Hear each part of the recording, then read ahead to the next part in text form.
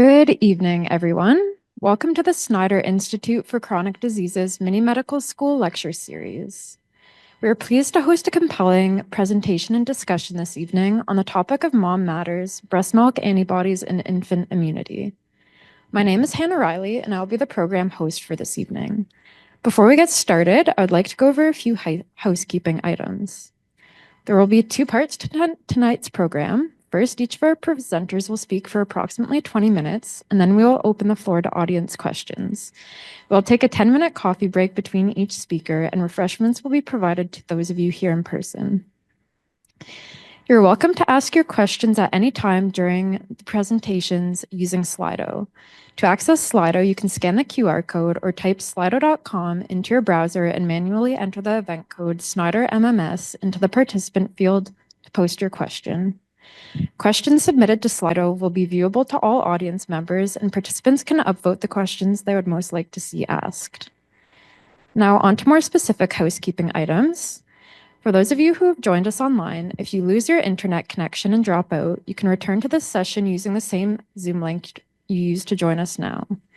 If you experience any technical issues, such as you cannot hear or see the presenters, please email snyder@buxa.com and our team will do their best to support you. For those of you here in person, we ask that you now switch your cell phone to silent mode. Please note this event will be audio recorded and the recording will be posted on the Snyder Institute website.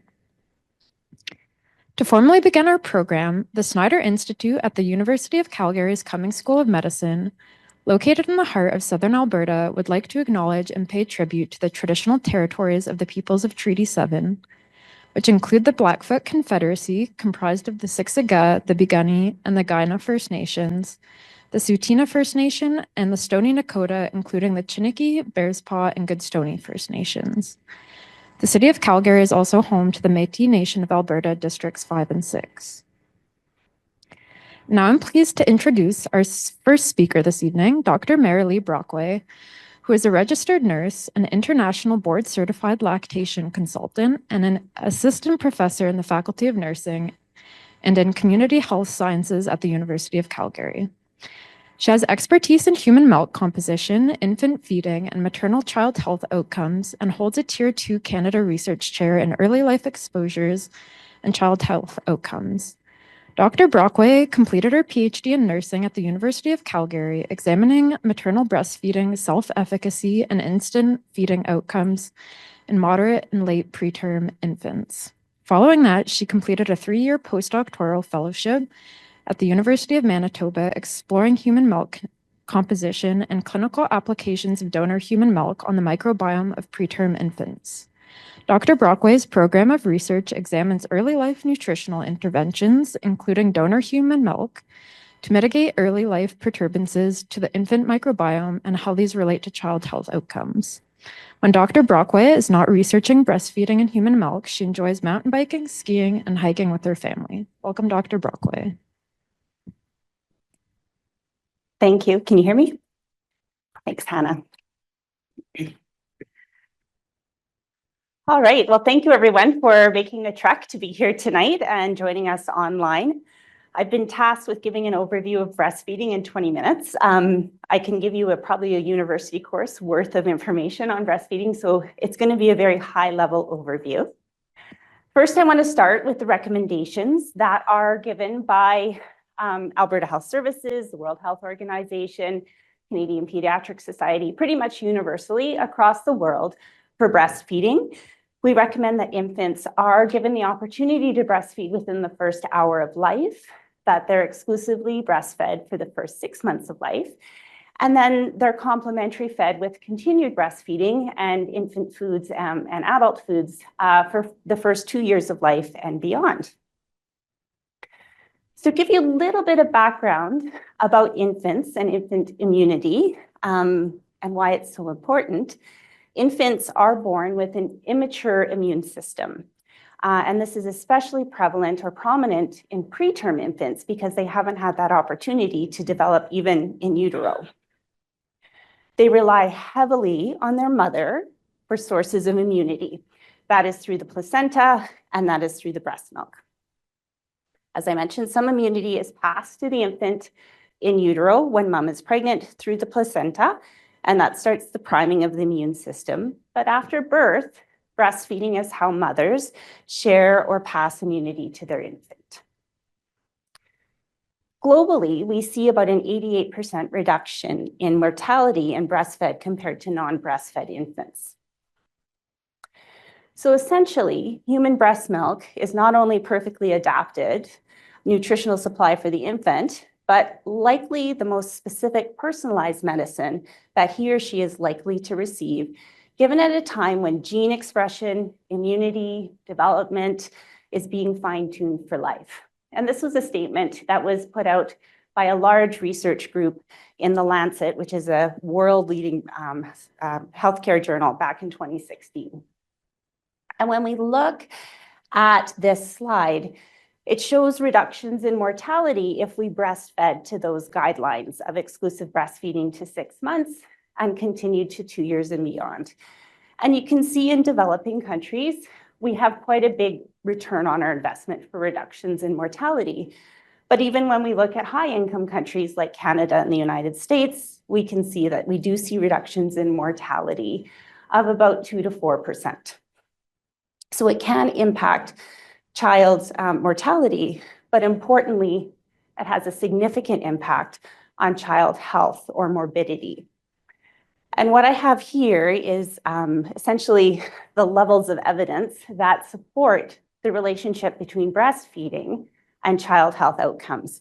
And we have really, really strong evidence to show that breastfeeding in infants reduces necrotizing enterocolitis, which is a devastating illness in preterm infants, ear infections, which is otitis media, respiratory infections, GI infections like vomiting and diarrhea. And quite recently, we're starting to develop some pretty good evidence to show that asthma, breastfeeding is protective of asthma. We have kind of lower level or lower quality evidence showing that breastfeeding can protect against SIDS or sudden infant death syndrome, obesity, leukemia, inflammatory bowel diseases, and some issues or comorbidities with prematurity, and even procedural pain. So if an infant's getting a procedure and they're breastfeeding, it may help to reduce that pain. And then weaker evidence where we have kind of inconclusive or competing studies with different evidence shows that cognitive development can be improved, and it can help reduce type 2 diabetes, dental caries, and allergy, which Kath is going to talk a little bit about. But what I really want to emphasize here is breast milk is more than a source of nutrition. It's a living tissue. It's full of live cells. So when you put a droplet of breast milk underneath a microscope, it's moving. There's all sorts of activity happening in there. It's dynamic, and this is called chronobiology. So breast milk composition changes. It changes within a feed. So the milk that comes out at the beginning of the feed is different than the milk that comes out at the end of the feed.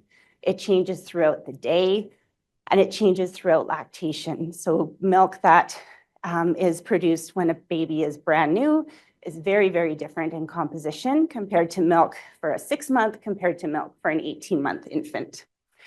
And I'm not sure if I can get a pointer on here, maybe not, but you can see this graph here talks about variations in different breast milk components. This is in a preterm infant in a neonatal intensive care unit, but you can see there's huge variations in the different components across the time between 6 a.m., 6 p.m., and 6 a.m. the next day, with a reduction in fat or an increase in fat in the morning and then reduction throughout the day, tryptophan, melatonin, and glucocorticoids fluctuating throughout the day. And these are just a select few components that we see changes in. And it's important to note that breast milk is adaptive. It changes with environmental influences and biofeedback from the infant when they're suckling. So there are over 200 components in breast milk. These include macronutrients. So this is the important nutrition that we want the babies to have, the fats, the carbohydrates, the proteins, micronutrients, and vitamins. So vitamin C, zinc, magnesium. It has all sorts of hormones and growth factors in it. Melatonin's a really interesting hormone because it can regulate infant sleep. Insulin's in there as well. And then it has microbiota, so live bacteria, and prebiotics, which are the sugars that feed those bacteria. It has immune cells, which is what we're here to talk about today, microRNAs, and metabolites. And this metabolite area of study is really new. And I was just reviewing a study that looked at milk from 31 mothers, and they did an untargeted metabolomics, which is essentially they shoot light at all the molecules in breast milk, and they identified over 700 different metabolites. And close to 100 of them they've never really even identified before.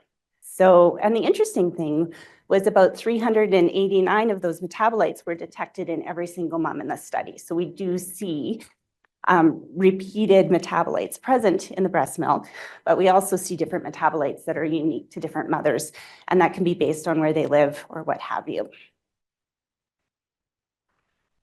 So what impacts breast milk composition? We have maternal factors.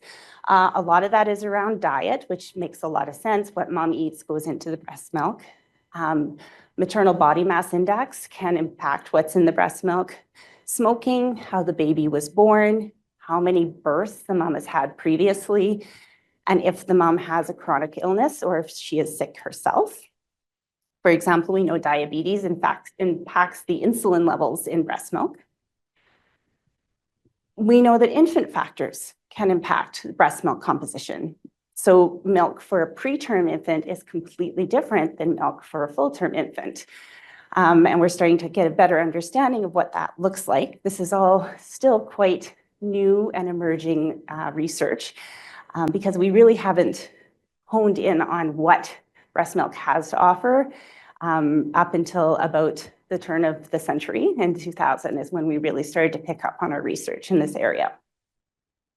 We know that infant birth weight, if the infant is sick, and the gender or the sex, of the infant all impact the breast milk composition. Male infants tend to eat quite a lot more milk than the female infants, and how much milk is taken off the breast actually impacts some of the components in the breast milk.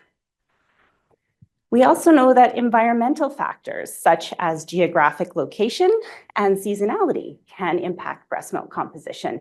These are, in my understanding, more specific to the microbiome and the prebiotics in breast milk, but it's interesting when we have done research in places in Africa, the wet season has a completely different, moms who are in the wet season have different human milk composition than when they're in the dry season. So those seasonal fluctuations. And then how we feed the baby, how we express milk, and how we manage the milk can really impact the components in the milk. So we know that direct feeding at the breast, as opposed to expressing the milk, can change the breast milk composition, even as mom is producing it. We know that as soon as we start expressing milk and take it away from the breast, we start to see some components drop, and vitamin C is very heavily impacted by that. And then as we freeze and thaw the milk, like we would putting it in a fridge or in a freezer after we've expressed it, we start to see some reductions in some of the bactericidal and immuno components in the breast milk. So a study out of Canada really was one of the big impactful studies that started to give us a good understanding of human milk and breastfeeding and child health outcomes. It's a child study. It was across 4 sites in Canada, and they recruited 3,000 infants while the moms were pregnant. And this was the first study to really ask some good questions about breastfeeding and how moms were feeding, and to do a broad look at how those infants were growing and what sort of developmental outcomes and illnesses they developed. And we've seen from this study, and now multiple other studies, a really clear link between breastfeeding and infant growth, obesity, allergies, asthma, diabetes, cognitive development. And what this study has done is it's developed some mechanisms to understand why breast milk and breastfeeding have these impacts. And we know this to be from several mechanisms, and these mechanisms are interrelated. I'm sure everybody in this room has heard about the microbiome. but breastfeeding is one of the biggest informants of the infant microbiome. Epigenetics is how we express our DNA, and we know a breastfed infant has different DNA methylation patterns as opposed to a formula-fed infant. We know that breastfeeding impacts that infant's metabolism. There's impact on the lung function, which relates back to the microbiome as well. And then breastfeeding really impacts the immune function of the infant. And all of that is informed by the milk composition. So the microbiome, the prebiotics of the oligosaccharides, immune factors, fatty acids, hormones, and vitamins. And as I mentioned before, milk composition is influenced by maternal factors that are modifiable and non-modifiable. So where mom lives, her genetic makeup, things like that, and then modifiable things like what mom eats, if mom smokes, how confident she is with breastfeeding, and how likely she is to continue breastfeeding. And these, of course, this is why researching breastfeeding is so messy, impact the success of the breastfeeding, they impact the milk composition, and they also impact the infant health outcomes. So we do have a lot of factors influencing infant health. And of course, what we're here to talk about today is the role of breastfeeding and immunity. So specific to immune factors in human milk, we have non-specific immunity. So these are just general factors that help with overall immune protection with the infant. And breast milk has things like lactoferrin, which is a really cool molecule in breast milk that actually adheres to iron and helps babies absorb iron really, really effectively. But it also helps to prevent babies from getting sick because it's a decoy, and some of the pathogenic organisms will adhere to that as well and not let the baby absorb it into their system. Lysozymes are enzymes that help to keep cells young, but also help in the production of immune factors or preventing pathogens from entering the infant's body or their system, I'm sorry. Microbiome, so we have live cells. We have about 10 to the 20, an infant that's exclusively breastfeeding will take in about 10 to the 20 bacterial cells a day. So that's a lot, like we're in the multiple zeros of bacterial cells. There's white blood cells in breast milk. There's those human milk oligosaccharides, which actually, again, act as decoys to pathogens and allow the baby to just pass them through their digestive system and not absorb the pathogens. There's glycoproteins, stem cells. They were pretty hot in researching breast milk about 5 years ago. Cytokines or interleukins, which are an immune response to certain viruses and pathogens. And then extracellular vesicles, which are really interesting information packets that pass between cells. That's all present in breast milk. And then specific immunity, we have innate immune cells and adaptive immune cells in the breast milk. These are produced by mom and pass through the breast milk to provide passive immunity to the infant. And then antibodies, which are also known as immunoglobulins. And that's what we're really going to focus on in Katha's lecture and a little bit more in the rest of this. So what are antibodies? Antibodies are essentially a protein component of the immune system that recognize a foreign substance like a bacteria or a virus, and it neutralizes them. Antibodies are made by white blood cells called B cells. And in breast milk, we do have more antibodies, but the ones that we've really well identified are IgA, IgG, and IgM. And IgA protects against ingested or inhaled pathogens. Sorry, they work as a barrier in the nose, the throat, down into the stomach to prevent essentially pathogens from entering the infant's system. IgG helps protect from viral and bacterial infections. It's lesser so in breast milk, but starting to be understood better. And then IgM helps with immune regulation and prevents infection. And Kath is going to talk about them a little bit more in detail. So antibodies in breast milk, as I said, IgA is the most common antibody. The thing that's important to know is antibodies are not found in formula. In fact, the presence of antibodies is one of the biggest differences between formula and breast milk. One study looked at the stool of breastfed infants and found that secretory IgA was found in the stool of breastfed infants after 2 days of breastfeeding, or 2 days since they were born. When they compared this to formula-fed infants, they didn't see secretory IgA until 1 month of age, and that is when they start to produce their own secretory IgA. So we know those breastfed infants are getting that from their mums and from the breast milk. So most of the antibodies in breast milk are produced by mom's immune system and pass through the blood into the milk. However, we think some antibodies may also be produced in the mammary gland at the breast due to a process called retrograde flow. And this is super cool. So retrograde flow is essentially baby backwash. And you can see this infant suckling at the breast, and there's lots of like milk and saliva building up around their latch. But when they are latching and suckling at the breast, their saliva is flowing back into the mammary glands. And that saliva has all the things that the infant's been exposed to that day. So say we've picked up our baby from daycare and they've picked up some sort of cold virus, and they go and have a breastfeed because they're so happy to see mom, and it's great to breastfeed your baby in the daycare so you get exposed to all those antigens. Those antigens are entering into the mammary gland, and we think mom is producing an immune response right then and there. And there's some antibody response that comes immediately into the breast milk and to the infant at that point. It's fascinating. I've been telling moms to breastfeed babies when they pick them up from daycare for 25 years. We never really understood the science why. Kath is going to talk a little bit more about it in mouse models, but this retrograde flow or baby backwash is really becoming, we're starting to study it more because it seems to be a really important interaction.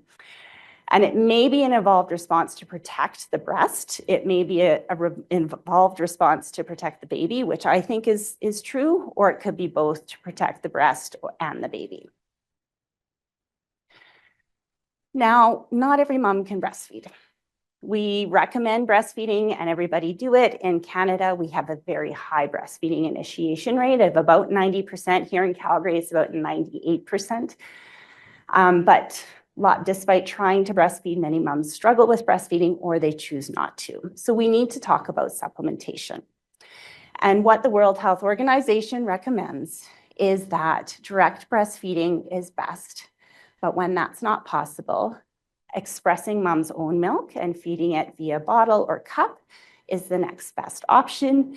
And I've certainly supported lots of moms to exclusively pump or express their milk and feed their baby because latching wasn't working. This is very, very common in the United States now because moms have to return to work so early. So we do get a lot of express milk. And if that's not working, then we recommend moving on to pasteurized donor human milk. And this is old and new. We used to have milk banks for years and years and years until we had our HIV crisis, and then we shut them all down. And in the last 12 to 15 years, we've started to open milk banks again across Canada, the US, and the world. They're very, very tightly regulated. The milk is donated to milk banks from breastfeeding moms. In Canada, we don't pay for the milk. It's pasteurized, it's tested for safety, and it's now provided in Alberta to all preterm infants in the neonatal intensive care units. We have a milk bank here in Calgary, and because it's a community milk bank, we can also offer it to full-term infants or infants who are deemed medically necessary to receive it. Unfortunately, it's about $20 a bottle, so it's very, very expensive. And we don't have a lot of research on donor human milk and full-term infants. We've got lots of research on how it improves outcomes for preterm infants. It cuts down on that necrotizing enterocolitis so significantly that justified paying for it for every preterm infant in Alberta. If we can prevent 2 surgical necrotizing enterocolitis cases with donor human milk, we pay for the entire program for a year. So it's worth it. And when pasteurized donor human milk is not available, then infant formula is the next option. So what do these different forms or modes of feeding do to the immune composition in human milk? We know direct breastfeeding is coming fresh from the breast. There's live bacteria and contact with the skin microbiome that the infant's ingesting. They have that retrograde flow that I told you about. So they're getting a responsive immunity there. Plus there's lots of prebiotics, postbiotics, and fresh immunological factors that are in the breast milk. When we pump that breast milk, we still have that live cellular activity. So if we pump it and feed it right away to the infant, a little bit of degradation happens in some of the components, but not too much. And then the prebiotics and postbiotics and immunological factors are fairly similar, but reduced a little bit. When we start refrigerating and then freezing the breast milk, we start to see reductions in those bioactive components like the microbiome. The immune cells, their immunoglobulins are a little bit sensitive, so they do tend to degrade a little bit when we start to freeze them. And then our prebiotics and postbiotics actually stay pretty stable through freezing and refrigeration. With the human milk banks, we pasteurize all our human milk at 62 degrees for 30 minutes. And the point is to get rid of the bacteria and viruses that may be pathogenic. And with that, unfortunately, we also get rid of the good bacteria. So the pasteurization does reduce bacterial activity almost completely. It does cut down on the immunoglobulins. So we see about a reduction of 30% with IgA and about 60% with IgG. So it can be quite detrimental to the immunoglobulins, but they're still present to some extent. And then when we look at formula, when it was created, we thought breast milk was just a nutrition. We thought it was macronutrients and micronutrients. Formula is excellent to feed a baby for nutrition. As we start to learn more about human milk composition, which is really important, we start to add certain things to formula. We don't have good evidence to show that those additives actually result in changed infant health outcomes. So as a registered nurse and lactation consultant, when I'm working with families who need to supplement with formula, I essentially tell them to buy the store brand because we don't have good evidence to say that the store brand is any worse or the new expensive brand that has all these additives is any better. We know that the formula available in Canada is safe for infants. It's going to feed them and they're going to grow quite well on it. You don't need to pay extra for all those fancy additives. We see things like human milk oligosaccharides and there's some new genetically engineered probiotics that they're putting into formulas. And we just don't have the evidence to say, yes, those are worth the added cost. I really like this image to show the difference between formula and breast milk composition. Like I said, it has all those components that an infant needs to grow and develop, but it doesn't have that dynamic aspect that breastfeeding does. So my final slide, I want to talk to you about the fallacies around our existing evidence with breastfeeding. So it's really, really hard to study breastfeeding. We cannot randomize infants to breastfeed or not breastfeed. That's not ethical. We can't randomize infants to receive an inoculation and not receive an inoculation. We can't give them a virus on purpose to see what happens to them if they breastfeed. So all of our research is based on observational studies, like that child study. We enrolled babies when they were pregnant, followed them across the first, these guys are now 13 years of age, and just looked at what they ate. And we had some stool samples and looked to see, what health outcomes they developed. That's called observation. And when we do observation, it's can be contaminated or explained by a lot of other things. You can do some fancy statistics to help prevent, confounding is what we call it. But there is minimal cause and effect relationship we can establish to say breastfeeding absolutely results in this outcome. Also, historically, we've not measured breastfeeding very well. We used to just ask, are you breastfeeding? Yes or no. And that was with the research studies. Now we know it's really important to ask, are you exclusively breastfeeding? How are you breastfeeding your infant? Are you directly breastfeeding them? Are you feeding them express breast milk? How much supplementation are you giving them? How many milliliters of formula or donor milk or even expressed milk are you giving them a day? That's really important for some of our outcomes. And then also looking at how long they're breastfeeding. So we're really moving forward with our human studies, and we're starting to get better data that gives us more direct linkages between breast milk and infant health outcomes. But we still have a long way to go, and we often still need to look at animal models to help us understand the relationship between breast or animal milk and the different outcomes that the pups or whatever animal that you're working with will have. So I know we're going to take a break between me and Katha, but that's what Katha's going to come in and talk about. And I think I'm at time, right? Okay, good.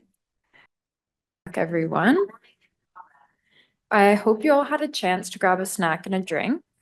I would now like to introduce our next speaker, Dr. Katharina Lahl, who is a mucosal immunologist with a focus on immunity to respiratory and intestinal viruses. Dr. Lahl is a recent tenured recruit to the Department of Microbiology, Immunology, and Infectious Disease at the University of Calgary and is a full Snyder member. She previously held a split position at Lund University in Sweden and at the Danish Technical University in Denmark. Dr. Lahl received prestigious research awards such as the Ragnar Söderberg Fellowship in Medicine in Sweden and the Lundbeck Fellowship in Denmark for her work on mucosal dendritic cell subsets and their role in the orchestration of adaptive immunity in response to viral infections. In 2024, Dr. Lahl received the Distinguished Service Award from the Society for Mucosal Immunology in part for her efforts in establishing network opportunities for young professionals within the society. Dr. Lahl's group has expertise in mucosal dendritic cell biology and humoral immune induction to mucosal viruses. Her focus lies on neonatal and transgenerational immunity, and her lab explores the effects of maternal immunity on vaccination efficacy in nursing offspring. Welcome, Dr. Lahl. Thank you. So I hope I can fill those shoes of this fantastic, I call it introduction into what we're going to talk about now. So here we go. I figured we'll start a little bit with a more sort of in-depth explanation of what antibodies actually are, why we need them, and something about the fact that they're not all the same. So if you, this is how antibodies look like. They have a sort of variable region where they very specifically bind to what they were educated against. So these are part of the what we call adaptive immune system, which is the part of the immune system that learns over time, which is different from the innate immune system, where you have a lot of cells in the body that just generally pick up danger. Here you're talking about a specific immune response that formed to previous exposure that then leads to these antibodies. So we have about several billions of different B cells, which then lead to the different antibodies in our body. And that's really a sort of blueprint of what we have been exposed to before, what we've seen. So what our body is ready to fight better next time around. So that's basically why antibodies are so important, because they're orchestrating a lot of this. Antibodies also have a constant region. So a constant region, which is sort of in the second picture, the lower part. And those constant regions differ depending on the specific type of antibody that you have, which we call isotype, and has been previously referred to here. And we'll talk about this more. If you talk about IgA or IgG or IgM, then you refer to that constant region that is different. That has nothing to do with what that antibody actually recognizes. It simply means what that antibody will do once it had recognized something, because these functions down the road can actually be quite specific. And this is what then sort of an overview of what might happen if an antibody binds to, for example, an incoming pathogen. You get different type of downstream results from that. It could, for example, be a rather benign result, which we refer to as neutralization, where you have, let's say, a toxin or even whole bacteria that are being bound by that antibody, and with that shielded away, now they can't make contact to your host cells, or the toxin cannot exert its toxic function, and it just gets washed out. For example, this is something that happens a lot in the gut, where you have antibodies binding to bacteria, and then they just get secreted by the feces, and there's nothing more to it. But there are also other effector functions that happen sort of within the body a lot more when antibodies are basically sensors, and then just the binding of antibodies to the pathogens and the engagement of immune cells will then induce inflammation and a sort of really active immune response towards that pathogen. And this is something that is a very strong response, and you want to be able to modulate that as much as possible, because you want to get rid of the pathogen, but you want to have as little inflammation as possible. I think we can all agree on that, because it can get dangerous if an immune response is too strong. So this is why we have different isotypes to basically fulfill different roles, and why this is important, I think, in this context, you'll see as we go. So there's a lot of information on this part, but I think what I'm trying to introduce with this slide is that making this antibody response, this very tailored, very specific response towards an incoming pathogen, takes time. The pathogen comes in, then you have these B cells. Some very few of those recognize that pathogen, and then that kicks in, that kickstarts an immune response, where you then get real proliferation of those specific B cells that are good at recognizing that pathogen, and you get an amplification of the immune response. That's what you see here on the left. And then in a second phase, that's the memory phase, when then that individual that now had built up some sort of good pool of B cells that make that antibody, encounters that pathogen again. Then you go into a memory phase, and everything goes a lot faster, everything's a lot stronger, you get a lot more antibodies, and you get outgrowth of these plasma cells, these guys down there, which are actually the ones that make the antibody, and they'll seed the tissue and really help protection for a very long period of time. So in other words, a primary response towards a pathogen, takes time and is maybe not super strong, but if you then see it again, your adaptive immune system will remember and will fight stronger, longer, and at a much higher baseline level. And basically, that's what we think. So a baby obviously doesn't have that time. A baby hasn't never seen anything. A baby really is at square one when it hits the world. So the idea that we have when we think about breast milk antibody, the sort of what we can all agree on is that breast milk antibody and also antibody coming through the placenta is really there to bridge that phase, to provide the baby with something when really it has not had the chance of coming up with anything itself. So that's the point for the most part. So we've also already talked about the fact that we get antibody through breast milk, but also through the placenta. And that's actually a large part. So especially with full-term babies, they have their circulation is packed with antibodies from the mother. And it's a very, very well orchestrated mechanism of how that antibody from the mother gets into the baby while the baby is not yet born. And it's a very, it's a very, very well organized system, and it's very specific too. So when we talk about now these different types of antibodies that we've talked about before, what can pass the placenta through these different membranes to reach the fetal blood is very selective. the baby ends up with specific types of antibodies that are tailored towards what a baby's immune system can actually, or what a baby per se can actually deal with.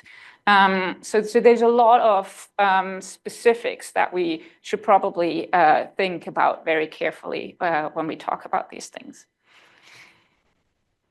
And then there is the antibody that comes to the breast milk. And we've already talked about it a little bit too, that the antibodies that you have in the breast milk are kind of, they're a pretty good blueprint of what's actually in the intestines of the mother. Because what we know now is that these plasma cells that form in adults, they receive a signal so that most of them actually go to the gut, because that's where most of our antibodies actually being made, and specifically most of the antibody that we refer to as IgA, which is this mucosal antibody, and I'll talk to you about in a second of why that is. But these IgA plasma cells that make this bulk IgA that ends up in the plasma cell, they're usually primed in the gut, and the sort of address for these cells to get into the gut versus to get into mammary tissue is basically the same. So when a mother starts breastfeeding, then the breast tissue puts out a sort of tag for these cells that usually would go to the gut to say, hey, we need you in the breast tissue now. And then you get a lot of the antibodies being produced in the breast tissue, and a lot of those antibodies being secreted into the milk that you usually have in the gut. And that makes sense because the baby gets the milk also through the mouth, through the stomach, into the gut. So the likelihood that you have similar issues to deal with and that you want a similar sort of repertoire, immune repertoire, is very high. So this is how this works. And we've talked a little bit about the backwash already. People have actually try to show this in mouse models to sort of like prove that this is actually what's happening. And what you do in these cases here, in this case, what they've done is taken pups that were suckling, and then they infected these pups with either rotavirus or norovirus, both intestinal viruses. And then they looked at the antibody constitution in the milk. And what they could see that really rapidly, starting day 3, which is much faster than a de novo inducing immune response, really, antibody levels in the milk spike up. And the mechanism, as we understand it today, is that these tags are being put out even more so in the context of infection, that the pull for these plasma cells that usually reside in the gut gets even stronger. Now they move to the breast tissue to probably to support the infant that clearly had some sort of inflammatory signals being transferred through this backwash mechanism. So there's quite a lot of crosstalk between the gut and what ends up in the milk in the mother. So I think in many ways, I've already said it, we have different sources of antibodies. We have different types of antibodies. Why? And I think a lot of it comes down to having to cover different times. Placentas, obviously, that transfers a lot earlier. Breast milk is maintained over time. And different tissues. So you have these different types of antibodies, which is depicted here, that fulfill different functions. So the placental antibody transfer, that's mostly IgG, certain types of IgG that are good at dealing with systemic infections. So as soon as there's a barrier breach and a bug actually gets into the baby's system, that's where these systemic antibodies become really important. This is actually something, this sort of placental transfer, antibody transfer to the baby is something that is exploited quite a bit now in vaccination strategies, where we know we have devastating childhood, early neonatal diseases that in many ways seem to be very good, very more easily to deal with if you actually vaccinate the mother while she's pregnant, so that to enhance that antibody transfer, to have her antibody levels spike up, to enhance that antibody transfer into the baby, and then the baby is protected post-birth from, for example, respiratory syncytial virus. This is a strategy, or group B strep infections as well.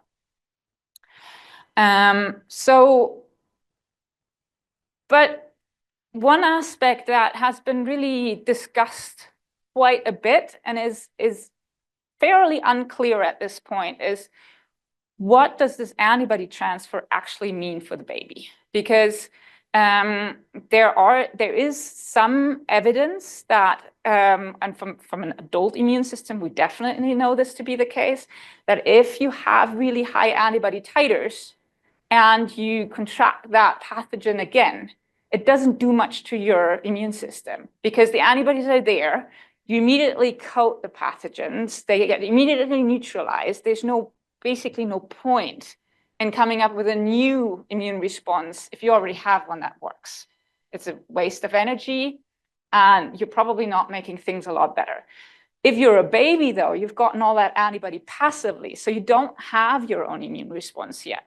So do we have a problem if we have really high antibody titers in the baby, and then the baby is exposed, but that doesn't result in an immune response within the baby because it's already protected? Now that baby is weaned, is that baby starting at square one? Or are there other mechanisms to circumvent this? And this is something that we are really interested in, and a lot of others are really interested in as well, because it has massive implications for lifelong immune health, for neonatal vaccination strategies, and all these things. You need to find out what your moving targets are. And pre-existing antibodies, certainly something that we should think about, we think. So there's some stuff known about the systemic antibodies, but quite frankly, we know next to nothing about whether breast milk antibody has any say on the intrinsic immune response in the baby. We know it's protective, but we don't know what it does to the immune system in the baby. And this is something that I think is really worthwhile looking into. So let's go back to what we actually have in the breast milk. We have IgA and IgG. Let's start with IgA, which is really the bulk.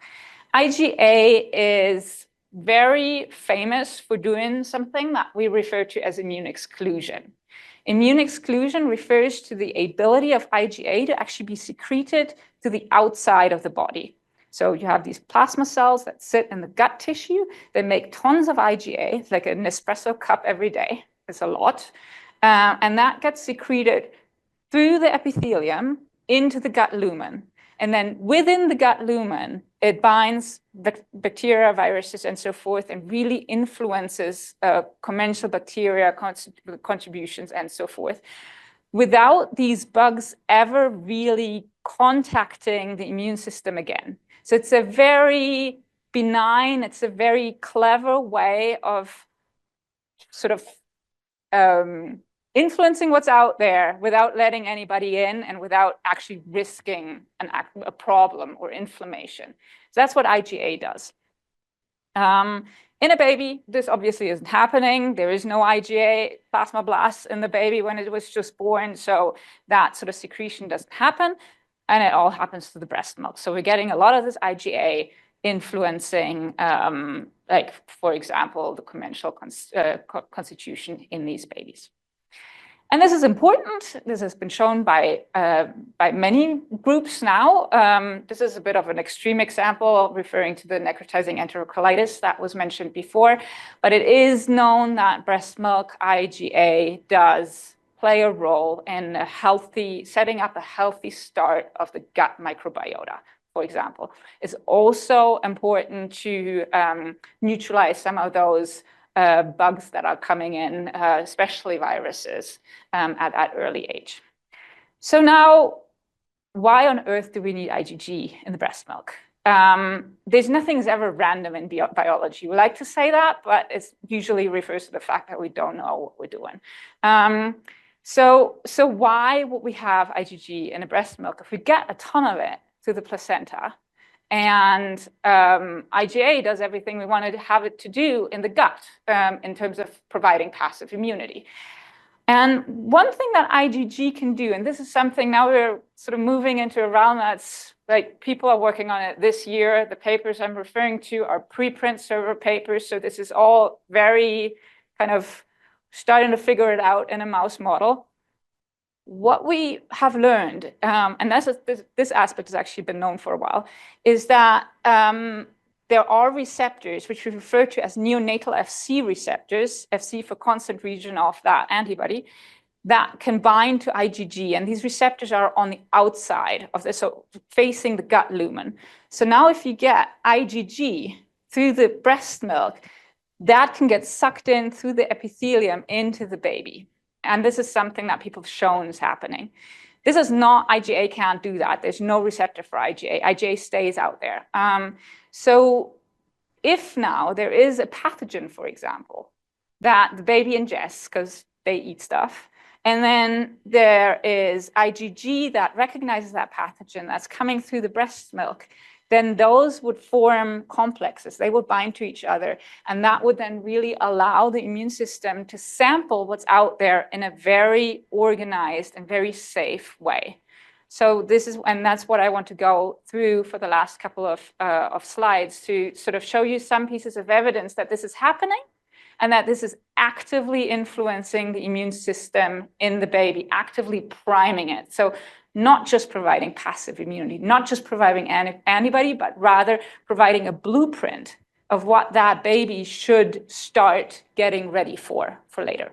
So that's really the point here. Okay, so evidence point number one is that people, Megan Koch's lab in Seattle, they have done research on mice that are deficient for IgG. And what they found was that if there was no IgG in the breast milk, upon weaning, if they would induce a colitis type of model in these mice were more likely to get sick. And in a nutshell, they were then able to show that you need that neonatal FC receptor mediated uptake and priming of the immune system to get it ready towards the microbiota so that there is a pup intrinsic immune response and you don't get a sort of spike at that weaning time when if the baby had never actually seen it and provided a barrier towards these bacteria. Evidence number two, I think, is this, where people, and Gabriel Nunez's lab in Michigan, have immunized dams with a heat-killed Citrobacter rodentium, which is a model that we use for EHEC and EPEC infections in humans. And they've shown that breast milk, specifically breast milk IgG from these mice, was protecting the pups if the pups were infected. And this, I don't think, is just neutralization, because IgA doesn't seem to be able to do it, which is very good at neutralizing things. So, so even though they haven't really presented the mechanisms yet, I'm pretty convinced that this is probably an active immune induction and helping the baby to, or helping the pup to actually come up with an immune response. Then there is my favorite piece of data, because that's from our lab, where we try to mimic this, try to mimic a rotavirus infection in a mouse model. So basically asking the same questions, getting an immune mother. If a mother is rotavirus immune and has a lot of rotavirus specific antibodies in the breast milk, what does that mean to the baby? Can the baby be infected with rotavirus? And if it cannot, if it is protected, what does that mean for the immune response in the baby? Do you get an immune response nevertheless? Or does that baby now need to learn from scratch 2 years later? And so what we did in this case was we infected female mice or not, and then we bred them, and then we let them give birth. And then we exposed the pups to rotavirus infection, and we basically asked, can the virus get a foothold in pups that are nursed by immune mothers or not? And make a long story short, breast milk is great at protecting from infection, but you get an immune response anyway. These babies these pups nevertheless really mount a strong immune response. And we're not quite there yet, but evidence points towards that this is also neonatal Fc receptor mediated. So the hypothesis right now is, again, that IgA does the sort of neutralization, the protection, but that IgG is important to get then antigen in anyway, antigen being the immune inducing component, so that in a safe way, the baby already learns for later that this is probably an immune response worthwhile making, because the baby's seen the virus, the mother was immune, odds that that virus is going to come again are very high, right? So that's the sort of positive part. Everything has a flip side. And for completion, I think it's important to mention this as well. This is a story from a great research group in Belgium, Bart Lambrecht's group, who's really kind of world leading in mechanistic asthma research. And they've been looking into this immune priming in babies from a very different context, and that was allergic priming. So what we've known for a very, very long time is that early life hospitalization due to strong respiratory infection predisposes towards allergic asthma later in life. It's a bit controversial. Some studies say RSV does this a lot. Some people say it's only rhinovirus. So there's a lot of unclarity in that field for a long time. What we also knew for a while is that if as a baby you've been hospitalized with RSV, you're predisposed to allergic asthma, and that's worse if your mother was allergic than when your father was allergic. There is a genetic component, but that's not all of it. So there's more to it. And to sort of break that down, what they've shown now is that if a baby in early life has a very strong virus infection in the lung, then you get accessory cells that induce B cells that become very inflammatory. They're not usually there, but they're there in the context of this virus infection. And these cells express this IgG receptor that they usually not express. So now, if in addition to that, that baby gets an allergen-specific antibody from the mother, and also happens to, in this case, they use house dust mite, happens to crawl over the floor and eat some house dust mite, then that forms that complex that gets sucked in through the bloodstream, gets into the lung, and basically through binding to these inflammatory cells perpetuates allergic priming. So it's basically a lot of different things coming together, creating this perfect storm so that this immune priming can actually also have a dark side if you so want. So in this case, they're by no means saying don't breastfeed, because we know that breast milk has all these great these protective effects, which by a lot are a lot better than this like teeny tiny difference that you can see here between the orange and the turquoise line. But you could imagine to maybe come forward with recommendations of maybe that an RSV vaccine is more important for those kids than for others. So that would be sort of like a lot of that would be something that would come out of stories like this. Okay, so we're ready to wrap this all up. So I think what we've both tried to convey is that breast milk is important, that antibodies in breast milk have a very good reason for being. I think it's important to consider that there are different types of antibodies, that we need to better understand what they do, and that maybe that sort of protective reach of breast milk might extend beyond the passive protection while they're suckling, but actually really also directly imprints the immune repertoire that the baby might be building over time. And this has several implications, I think. For example, we've been trying to think very hard about whether this can be exploited for oral vaccination. You could imagine that maybe if we find that this IgG really does this priming so well, maybe it's a natural adjuvant that we could just engineer and spike an oral vaccine with. Neonatal oral vaccines are great and much needed. You could think about formula enhancements. You could think about sort of some guidelines, maybe in the context of allergy that might be necessary. But all in all, I think I hope that we got our point across that breast milk composition, but also specifically antibody composition in breast milk should probably be a variable that goes into all these models that people come up with, trying to understand a perfect neonatal vaccine, because it seems to be actually quite important. And that's all I got. Thank you.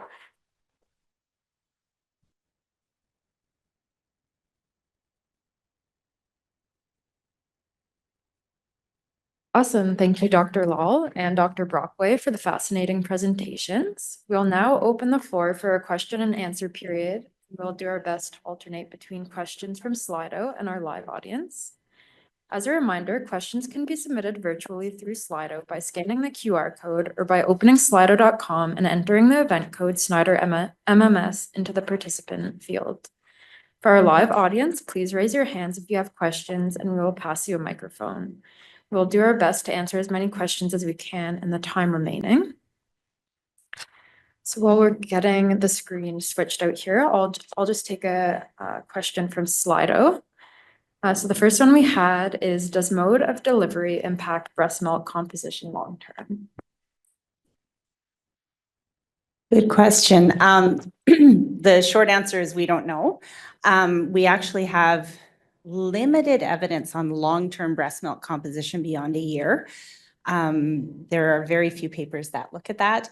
Mode of delivery, it does impact breast milk composition to a certain aspect, but it's not well researched. And the longitudinal aspect of that, we don't know, but that's a great question. Awesome. Does anyone in the audience have a question? We'll go to either one. Hello, I'm a high school student, so I don't know this to a university level, but I am curious why there weren't antibodies in the formula in the first place. Is that because of a lack of information, or are there certain conditions that antibodies must be in to work? Good question. So when formula was first started being developed, we only thought that breast milk was nutrition. So we really I wasn't alive then, just making that clear, so it was really focused on the macronutrients. So making sure there was enough fats, proteins, carbohydrates, a variety of carbohydrates and sugars that were in milk. And they're all cow milk based. And then having that minimum requirement of the vitamins and minerals.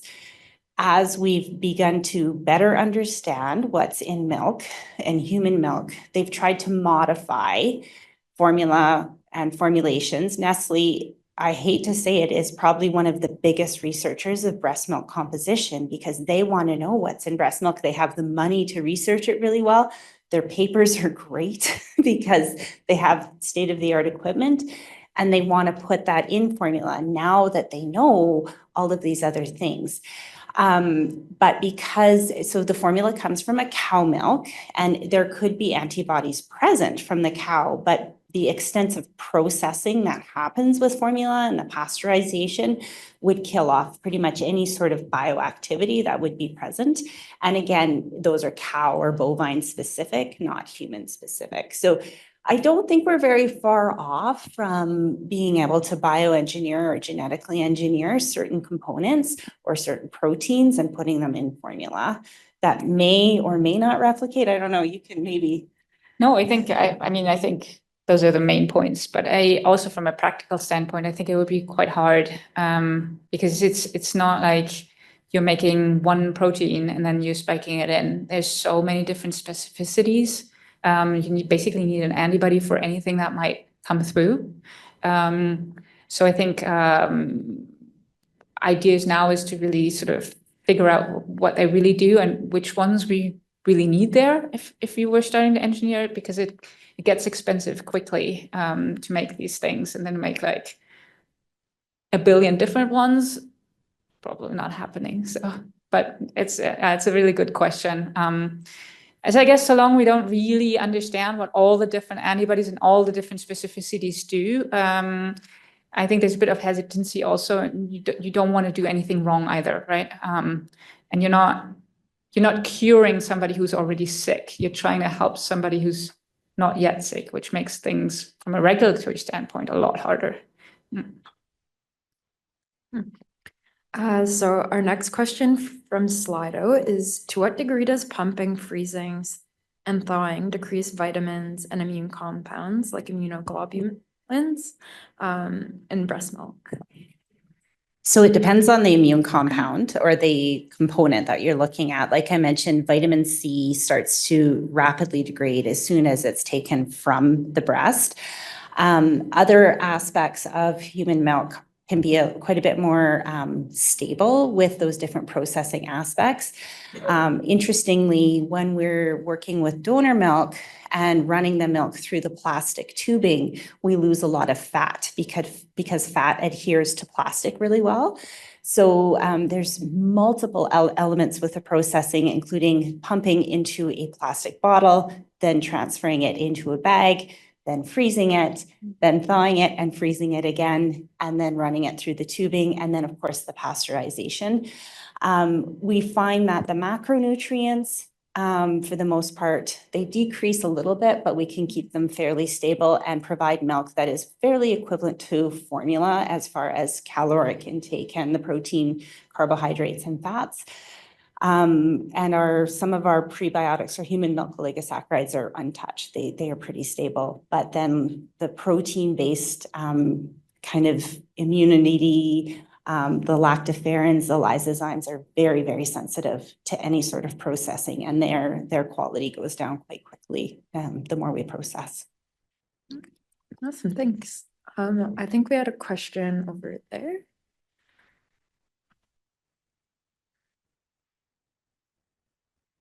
Hi, I was just wondering if there's any studies in the adult population using donor milk for adult food allergies or even more controversial like leaky gut, stuff like that. There isn't, but I know that there's a lot of kind of underground use of donor human milk, and we have to be really careful about making sure it's prioritized to our preterm infants, but we do know there's certain populations.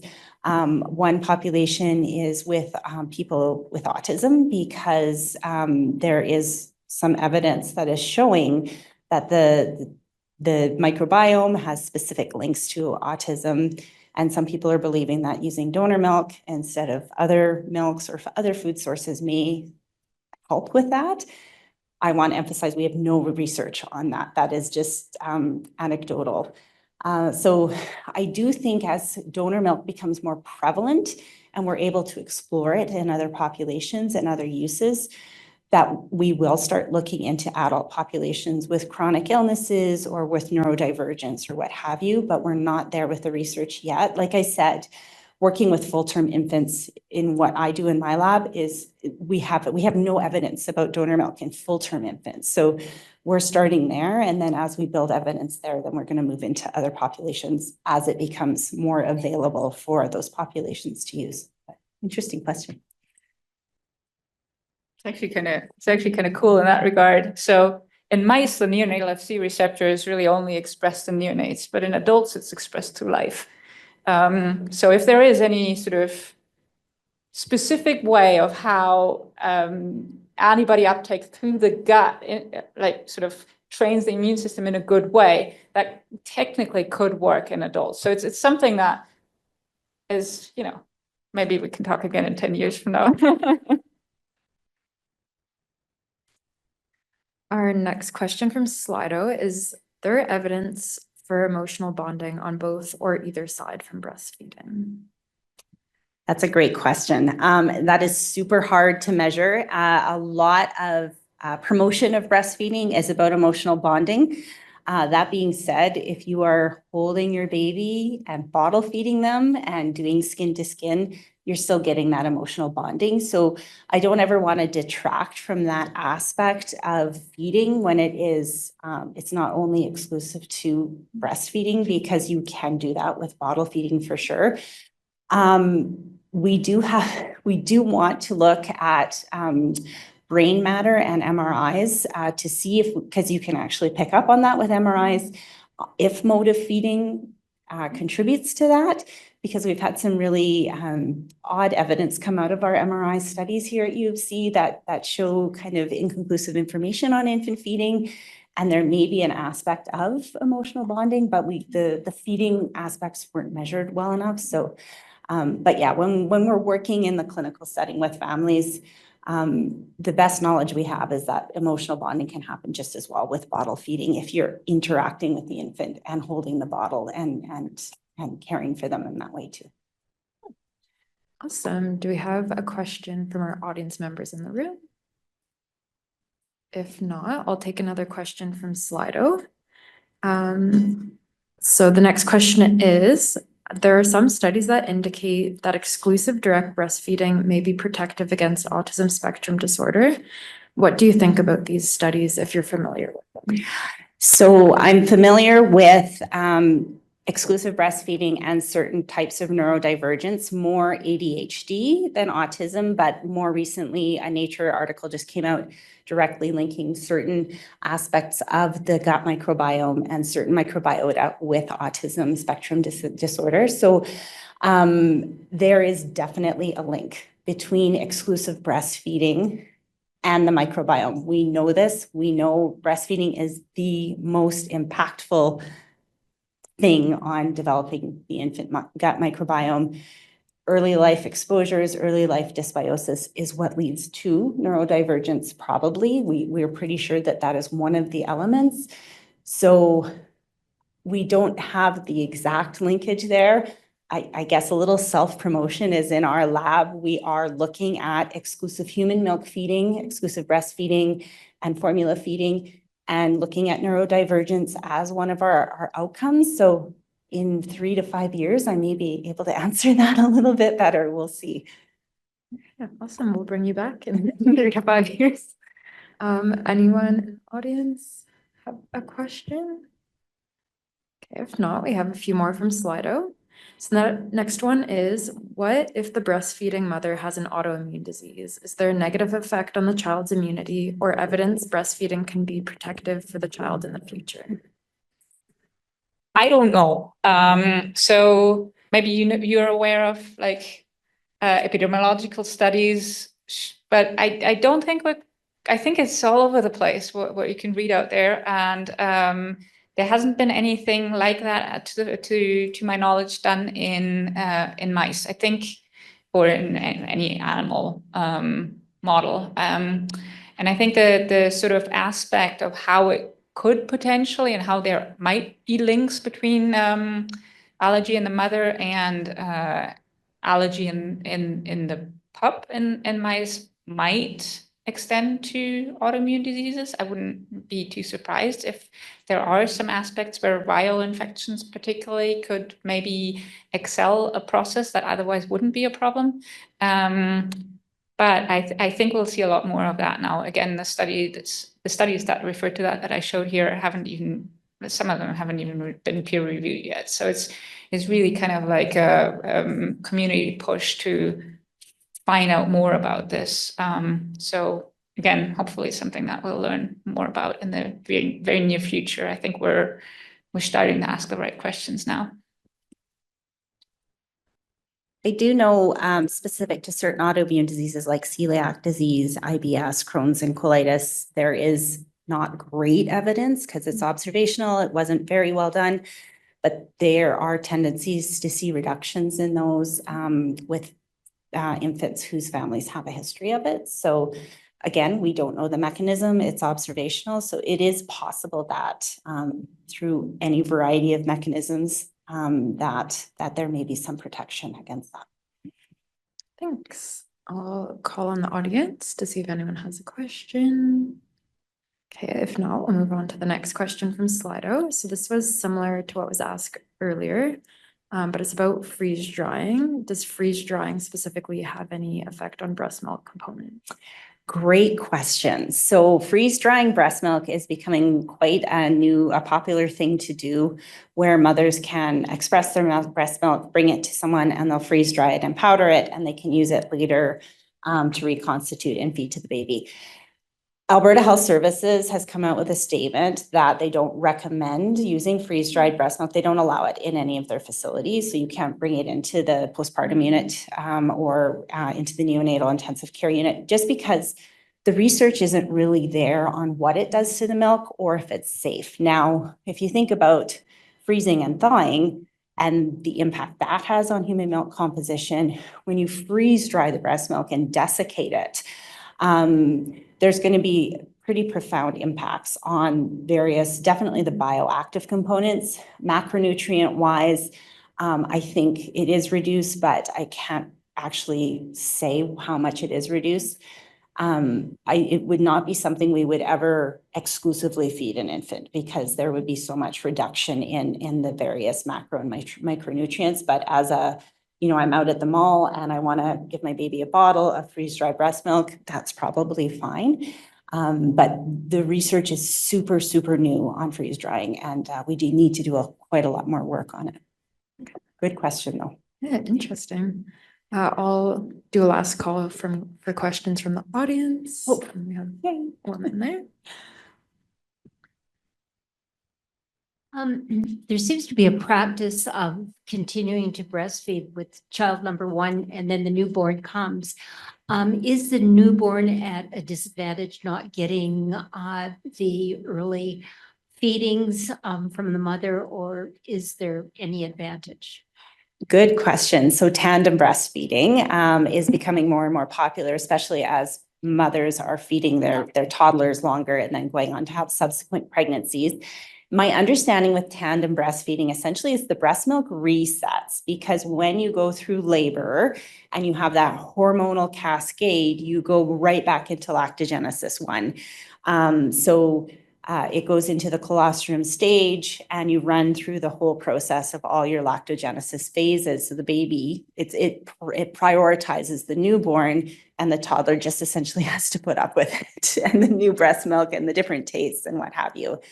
Often we do get babies or toddlers that wean during that time because, things are, there isn't as much milk or doesn't taste as good or what have you. So, but yeah, that's my understanding. Again, when we look at it from a research perspective, it's not well understood, and definitely an area we need to explore, because I do know a lot of practitioners are still discouraging parents from doing it. And our best understanding is that it's safe, but you have to prioritize the newborn infant over the toddler. But yeah, very interesting question. Awesome. We'll finish up with our last question from Slido.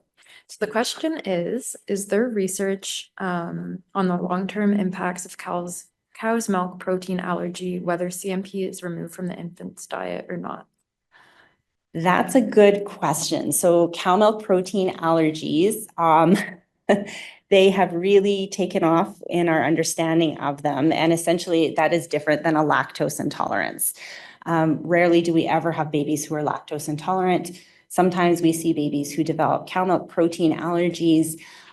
Usually this is in mixed fed infants. So we have babies that are breastfed and then they're formula fed as well. And that's when we see them. We do see it in exclusively breastfed infants in some more severe cases. And if mom is eating cow milk, the proteins will pass through the breast milk and cause an inflammatory response in the infant. Now, if we remove the cow milk from the diet, now this is going to be your kind of expertise as far as exposures to a protein that the infant has a sensitivity. The long-term aspect, I don't know. So I know next to nothing about cow's milk protein specifically, but if it's like a food allergy as others, then I think it's maybe a bit similar to peanut, which where we really go, the field is moving towards it being okay again to expose the baby with peanut. While for a long time people said just don't.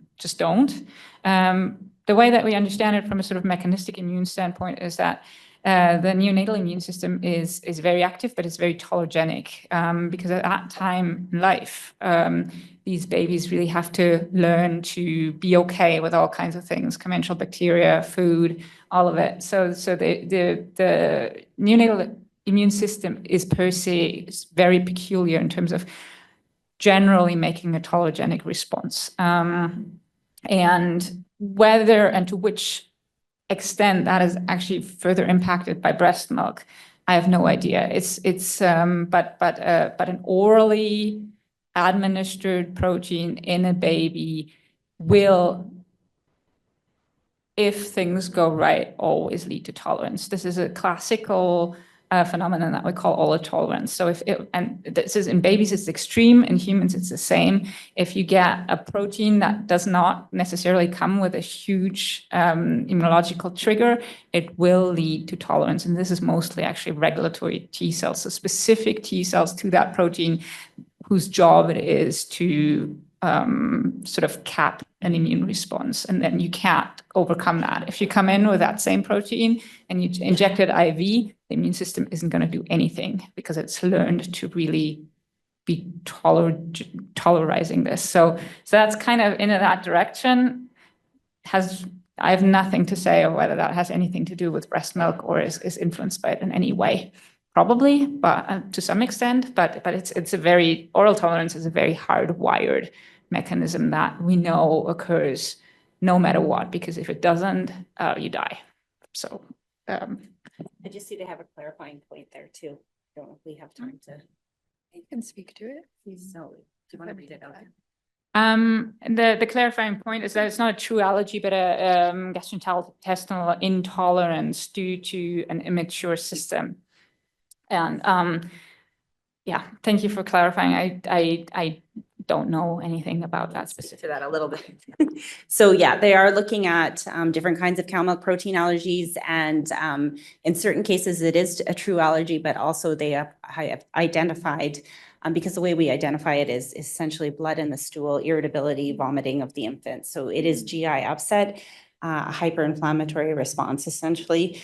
But there are certain cow milk protein allergies that are mediated by immunoglobulins, and also they think also because the GI system is not leaky gut, but it's not well developed, and there's an intolerance there. So in that case, I don't know the answer to this, but my belief and thinking around from what I know is if you pull it away, you allow the gut to heal and mature over time. We're on multiple aspects of allergy and intolerance. We are about exposing infants now. We are not withholding our allergens anymore.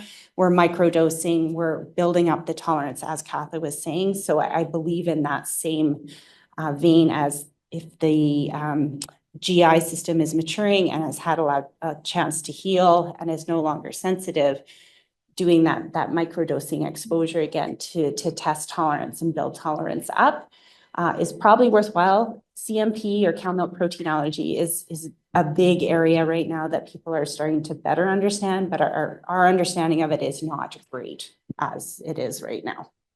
Okay. Yeah. Thanks. So we're out of time for tonight, but before we go, I just want to say thank you to our presenters, Dr. Brockway and Dr. Lahl, the Snyder Institute for Chronic Diseases, Buxa, the Cummings School of Medicine, and each of your audience members for attending tonight's lecture. We hope that you enjoyed it and invite you to join us on February 3rd for our next lecture. Thanks and have a great evening.